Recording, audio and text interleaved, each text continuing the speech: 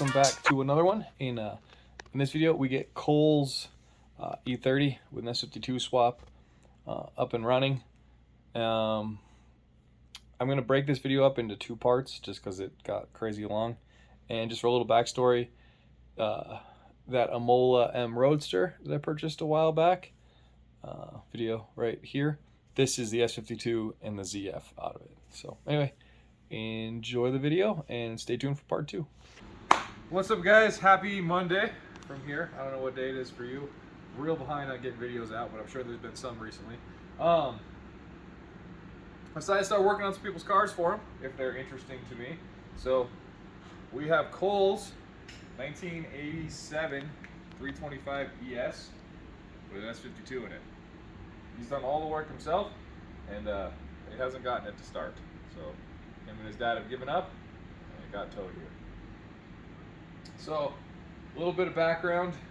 This is the engine out of that red M Roadster that I bought. He bought it. If you remember, I didn't actually get the engine with the car, but part of the deal why I got the car so cheap is that I would pull the engine and trans for the previous owner, and then he sold it to Cole. It's still OBD2. It has an EWS deleted ECU from Jason and those guys over there at Roll Race Motorsports. And it doesn't run. No spark, no fuel. There's some other stuff he wants me to finish. He doesn't have a brake booster. He bought like a booster delete kit and wants me to put that in other things. But what we're really looking for is running and driving. So running is the start of that. He didn't have fuel. He didn't have spark. I've worked on this 2 separate days now. Probably a total of maybe an hour between those 2 days. So I have not done much. First thing I found was the ECU grounds were hooked up to the power. I was like, cool, done, easy fix. Didn't work. The ECU has part of the connector on the harness is broken off where it attaches. I'm guessing he didn't realize that this hole needed to be enlarged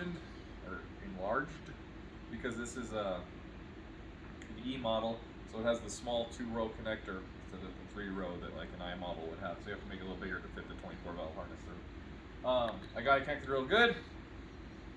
Still doesn't do anything. I do hear the fuel pump relay clicking, but I don't hear the main relay clicking.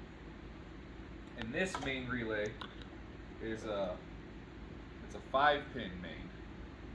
I'm not sure other OBD2 cars are a 5-pin main there. This OBD1 engine has a 4-pin main. So what I'm hoping isn't the case is that the M Roadster harness is different than the regular E36 M3 harness. Besides easy things like the relays are on this side instead of on that side, like in E36. I hope that's about it. He decided to buy a harness adapter instead of making his own. And I've never seen one like this before, but it has a relay built into it. So I don't know what that relay does, but I'm going to do some research, see if I can figure out what that is. But just so far, just like a lot of weird stuff. Thought it was going to be real easy. Maybe it'll still end up being real easy, but the answer hasn't been crazy obvious. But if you guys want to see some more of this car, it's actually pretty cool. Cue cool B-roll music now. Bum bum bum bum bum bum bum bum bum.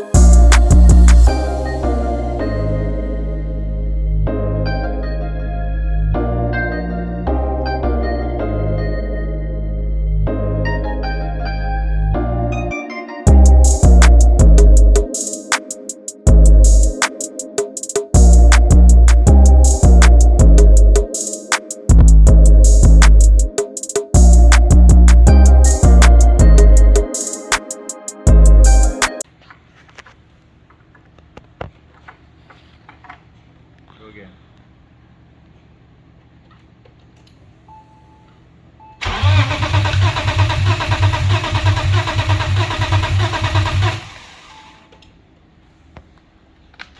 So hold this on like one of these. Okay, holding. Oh, there you go. All right, so we have 12 volts at our crank sensor. It tells me that it should run. So let's do the next thing. I'll just pull that crank sensor out real quick and we'll just throw another one in. I don't think that's the problem, but we'll try it. Cranking.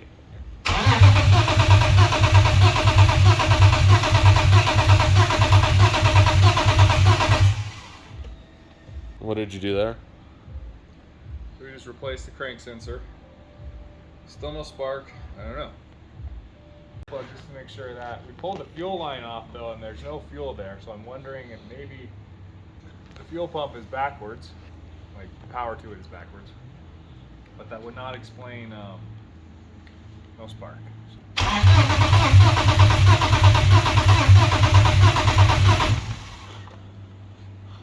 Is that seriously how they go forward?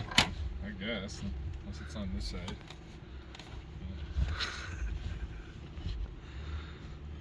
Oh, these are out of a different car. They have airbags in them. Oh, damn.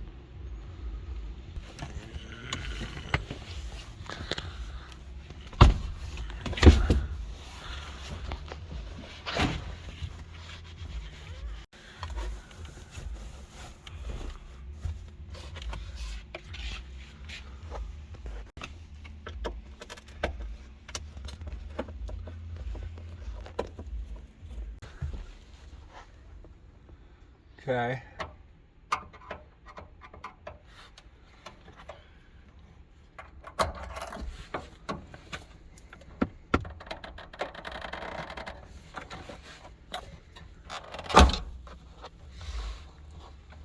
All right. Gonna turn the key.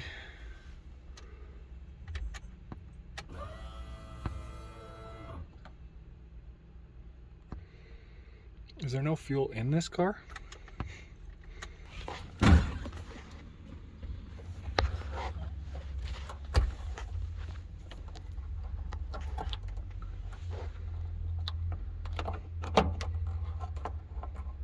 Try again. Oh, my bad.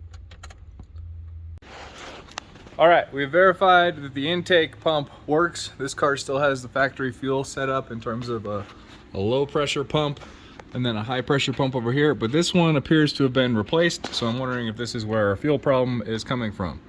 Do you want to turn a key, Senior Helper Man? Keys turning.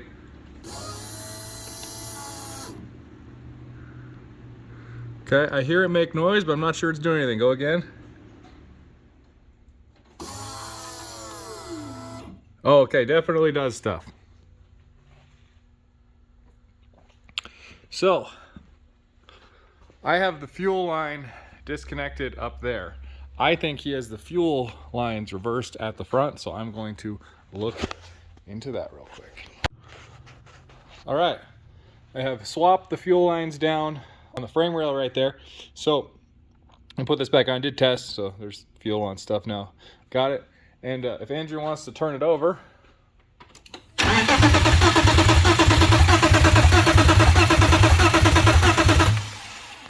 you can see we are getting fuel injected into our cylinder. So I don't know why we don't have spark, but that's what we're working on now.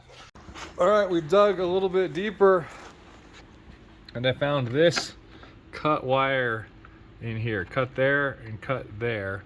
The rest appears to be factory. It was all wrapped in electrical tape.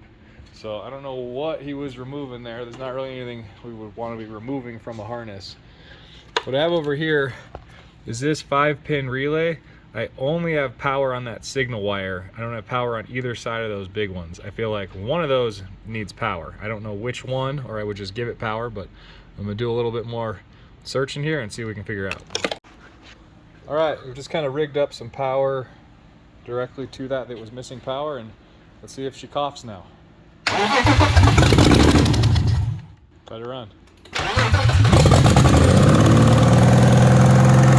All right, so we're stoked that we figured that out. So I'm not gonna work on it anymore. Probably not anymore today. But Andrew and I are going to lunch, and you guys don't know it yet, but Andrew had a red E30, a 325 IS, and a plastic bumper car, and it's probably the worst one I've ever seen. But it was a manual and ran and drove, and he traded it for this turbo EG hatch with a D16 ZC, or just a ZC motor. I don't know. It's a dual overhead cam motor from Japan. It's got a Garrett turbo on it, and the butt dyno says it makes somewhere between 250 and 300. This thing is sick. So we're taking it to lunch, and we'll do a little pull onto the highway. It looks like there's no traffic, so we can open her up a little bit. Some torque steer going. It drives really well.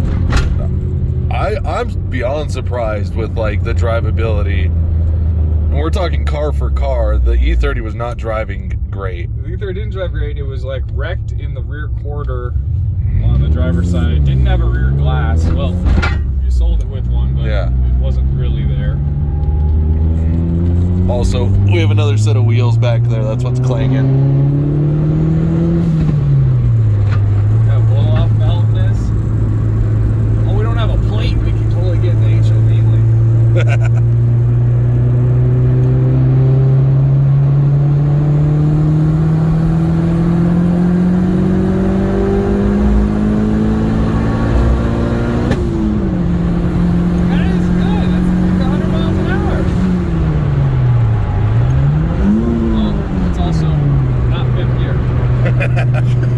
Money shift, baby. You did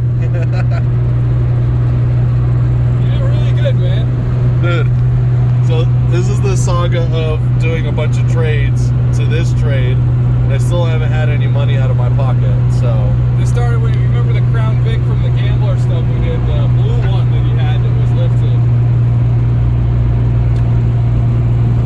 like in a Japanese car. So I'm thinking the turn signals are on this side, but I'm on this side of the car, so they're on this side. It was weird that I had to think about it. But wow, this is like a really nice car. This is a really nice car. The gear is going like that. I can't see anything. yeah, That's okay. no boost gauge, no oil pressure or anything like that. Just Yeah, it's not. you can hear it. My E30 doesn't have any of that stuff. It just works. There we go. There's an oil pressure light up there. There we go. We think it might have a Honda of some sort, like a modified factory. Oh, there goes the wipers again. Not sure what that's all about.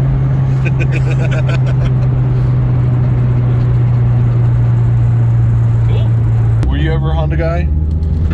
I was never a fast Honda guy, but my first car was a Honda Accord, a 94 EX, 5-speed. Shit was the shit. Hell yeah. But I never, I always wanted to put like an H22 with a Prelude engine and do cool stuff. And we got a Crackle Fart Pops N5X kid. Full bolt-on tune is his license plate frame. And temp tags. I don't want to talk shit about them, but I'm gonna talk shit about them. I just don't like them. All right, it's been a little while. Saw in that last clip, we got it running. I've rewired a bunch of the stuff. So this here, I'm gonna tape this wire up. I don't like that it's red and sticks out, but it's all put together. Running, it's not running now because I pulled the trans out of it. So got his trans over here, went over to Zach's, replaced all the detents. So we got these three here done, and then those two right there all replaced. So doing good there, getting her back together. I'm gonna see if I can get everything kind of under it done today. Throw the new clutch in while the trans is out, and then what else we got? I started figuring out the Chase Bay's brake kit. So this is the booster delete kit. So we got this plate in there. I haven't attached anything to the pedal. I still need to figure that out. And then It's also got, I drilled this into the side, and then this is the feed for the clutch. So that's pretty cool. But we got this here, and then this goes to this. It's a brake bias thing. So this goes like right down there. And then the whole car is gonna have new lines. So we got driver's side, front, passenger front, and then this big old long one goes all the way from that proportioning valve, and then that is the whole length of the car to the back, and then this T, this to that T, and then that goes to each of the rear brakes. So got rid of all the old lines entirely, so entirely new brake system. So that'll be pretty cool. Then I ripped his 318 radiator. It's a little small, and I happen to have this new Mishimoto E36 radiator, so we're gonna get that in there. And he did buy an extremely thin Spall fan though, so I'm pretty sure with that I'll be able to mount it right here as a puller still. So I'm gonna get that wired in. Yeah, enough talking. I'm gonna get to doing stuff. So let's get her up in the air and get that old clutch off. Oh, we also have new clutch line. So this will go straight from the master straight to the slave. So instead of doing the hard line, soft line thing, we're just gonna do hard line the whole way, or soft line the whole way. I mean braided line. All right, old clutch off, and yeah, she got hot. And all of that black stuff is all clutch material that came out when we ruined it. So nice new sacks in there, and all good to go there. So I think I'm gonna grab, I got a little bit of room, replace that the clutch line right here, and get that 11 off. It's kind of like smashed and broken into the car anyway. So get that out of there, and we'll go from there. Got some stuff done. Trans is back in. Was able to get all the bell housing bolts in with, if you guys know an E30s, this is a pain with the ZF swap. I did it by pulling the subframe bolts completely out and dropping it down on that. So, oh, a little loose there. There we go. So I'm about to drop that back in. The other thing I got done is I've replaced all of the brake lines all the way around with this Chase Bays kit. So it's like a steel braided line all the way to the rear. So it's got this T. It's a little bit, in my opinion, with how it goes. It's meant to be at like this angle and you just kind of run it. And then these are just meant to run up through here and then down. They replace everything, so it like doesn't use any of this stuff, which is, I don't know, it works, but it's much more like race car-y than I would do. So got all those done, got fluid to everything, but don't have anybody here, so didn't have anybody to bleed it with. Also have the replacement clutch line in, which goes all the way from the master to the slave. A little worried about that. I pulled the line off, put the slave in the trans, and then bolted that back in. Nice fresh fluid pours out of this. When I open the bleeder, nothing comes out. And even when I try and put the vacuum bleeder on it. So, it might need another slave. But, I don't know, it seems all right. But yeah, I just got the trans in. Just got the linkage hooked up, his dual shear, which is a little loose as well. So I don't know if there should be like more between those things there and there or what, but it's there. Sure, it'll feel all right. Where am I? Oh, just put the Guibo on the front of the drive shaft. So I'm gonna get that up in there now, get the trans up, and then we get it on the ground. I'll show you the rest of the Chase Bays brake stuff. It actually, the front turned out pretty cool. All right, trans all in, mount in, drive shaft in, center support done. Just so you guys know, this is a 325E car, well, a 325 ES. It's the original drive shaft, so you know, that bolts up to a ZF. What else did we do? Did I show you the engine mounts? He had his engine mount backwards. He had the stud in that hole and the, whatever you call that, the alignment pin, I don't know, dowel, was in the hole, so this whole thing was backwards. So I got that fixed up and tightened down. Yeah, I think that's about it. Everything on the bottom is pretty much done besides bleeding. Still worried that slave's not gonna work. But we should be good there. We'll call it for today. And yeah, starting to see the end on this thing. We still gotta do cooling, get that radiator in it with that fan. There's some hoses missing. Figure out a little bit of stuff for the like PCV stuff for the S52. This has an OBD1 manifold on it, so there's a little bit of stuff. And then with the front sump pan, the dipstick is different for the cyclone separator. So I'm going to see about maybe welding on a little nubbin like that, like the S52. I got one sitting over here on the floor. I'll show you guys. But how that piece comes off, and then it goes right up to the cyclone separator right there. So maybe I take this, let's see, pull that off, weld this onto it, and then just run this like so. You can see it over there to the front. So we'll try something like that. Get that put back on. So just leak oil over. The other thing, I also need to take this power steering bracket that holds the reservoir, mount that to the E36 arm in that car so that it can have a power steering reservoir.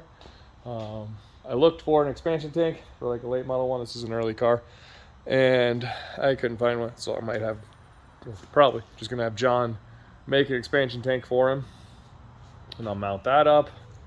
It's coming along.